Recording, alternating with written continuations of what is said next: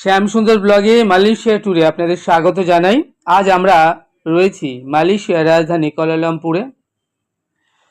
আমরা দর্শন করছি কুয়ালালামপুরের বিখ্যাত যে সকল ট্যুরিস্ট স্পটগুলো রয়েছে তার মধ্যে আমরা দর্শন করেছি পেট্রোনাস টাওয়ার বা টুইন টাওয়ার থেকে শুরু করে পেনাং, পারহেনশিয়ান দ্বীপ, মালয়েশিয়ান বার্নে, মুরলিকা, তামান নেগারা, লঙ্কাই, সিলাঙ্গান হয়ে এখন আমরা চলেছি আরেকটি বিউটিফুল ট্যুরিস্ট স্পট দর্শন করতে, যার নাম ক্যামেরন থিম পার্ক।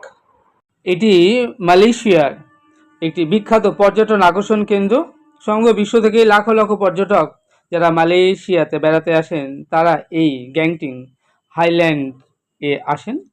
এই স্কাই এভিনিউ এ চড়ে ইনডোর থিম পার্ক অবশ্যই একবারের জন্য হলেও তারা এই সুন্দর টুরিস্ট স্পটটি দর্শন করে বেরিয়ে যান।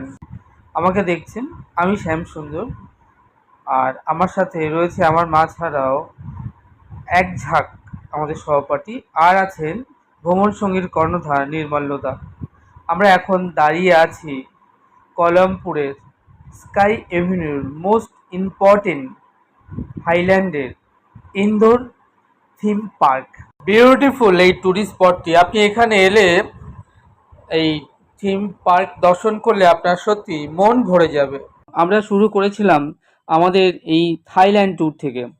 Thailand, Pattaya city, Coral Island, Bangkok, Phuket, Ayutthaya, Krabi, Kanchanaburi, Koh Phangan থেকে সিঙ্গাপুরে মেরিনা বে স্যান্ডোস, মারলিয়ন পার্ক থেকে শুরু করে সন্তোসা।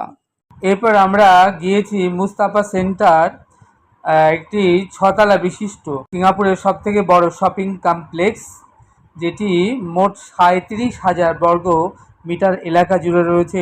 এটি সপ্তাহে 7 দিন 24 ঘন্টায় খোলা থাকে জনসাধারণের জন্য। প্রতিদিন গড়ে 15,000 মানুষ এই শপিং মলে কেনাকাটা করতে আসেন।